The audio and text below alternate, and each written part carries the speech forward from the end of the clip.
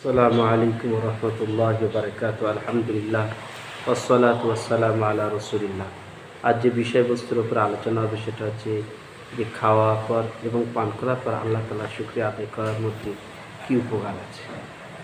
عن أنس بن مالك رضي الله تعالى عنه أن رسول الله صلى الله عليه وسلم قال إن الله لا يرضى عن العبد أن يأكل أكلة فيحمده عليها ويشرب الشربة فيحمده عليها رواه مسلم والنسائي والترمذي وحسن। হযরত আনাস বিন মালিক রাদিয়াল্লাহু তাআলা আনহু বর্ণনা করছেন যে রাসূল পাক সাল্লাল্লাহু আলাইহি ওয়াসাল্লাম বলেছেন, কোনো ব্যক্তি খাওয়ার পর এবং পান করার পর কোনো লোকমা খেয়েছেন এবং কোনো ঢোক পানি পান করেছেন বা শরবত পান করেছেন, তারপরে যদি আল্লাহ তাআলা প্রশংসা করেন, আল্লাহ তাআলা এই বান্দার প্রতি খুব খুশি হন, খুব রাজি হন।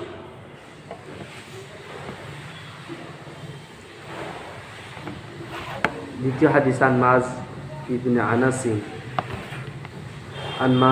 আনাস রাদিয়াল্লাহু তাআলা আনহু আন্না রাসূলুল্লাহ সাল্লাল্লাহু আলাইহি ওয়াসাল্লাম قال من أكل طعاما ثم قال الحمد لله الذي أطعمني هذا الطعام ورزقني من غير حول مني ولا قوة غفر له ما تقدم من ذنبه।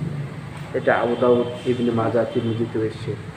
হযরত মাজ বিন আনাস রাদিয়াল্লাহু আনহু বলছেন যে রাসূল পাক সাল্লাল্লাহু আলাইহি ওয়াসাল্লাম বলেছেন, রাসূল পাক সাল্লাল্লাহু আলাইহি ওয়াসাল্লাম বলেছেন, যে ব্যক্তি খাওয়ার পরে এই দোয়া পড়বে, আলহামদুলিল্লাহিল্লাযী আতআমানি হাযা আত-তাআমা ওয়া রাযাকানিহি মিন গায়রি হাওলিন মিন্নি ওয়ালা কুওয়াতিন, আল্লাহ তাআলা তার সমস্ত রকমের গুনাহ ক্ষমা করে দেবেন। তাহলে বোঝা গেল যে খাওয়ার পরে পান করার পরে আমরা যদি আল্লাহ তাআলার শুকরিয়া আদায় করি, তাহলে আল্লাহ তাআলা আমাদের প্রতি সন্তুষ্ট হন আর আমাদেরকে গুনাহ ক্ষমারও ওয়াদা করেছেন। একটা বড় ঘটনা কিতাবের মধ্যে আছে, আবু বকর সিদ্দিক রাদিয়াল্লাহু আনহু একদিন খিদের চোটে দুপুরবেলা বাড়িতে বার হলেন, মসজিদে এসছেন, তো আমার সাথে দেখা। বলছেন কী ব্যাপার?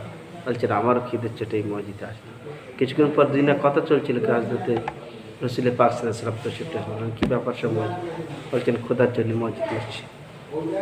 ওনারা হাজরতে আবু আইয়ুব আনসারী রাদিয়াল্লাহু তাআলার কাছে গেলেন, ওনার বাড়িতে গেলেন। আবু আইয়ুব আনসারী বাড়িতে ছিলেন, ওনার স্ত্রী ব্যবস্থা করলেন।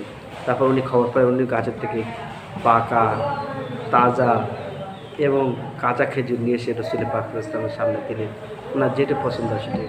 ওনার স্ত্রীকে বললেন যে রুটি তৈরি করো, উনি ছাগলের বাচ্চা জবাই করলেন। নবীজি বললেন, যদি ছাগল জবাই করো তাহলে দুধওয়ালা করো না যাবে।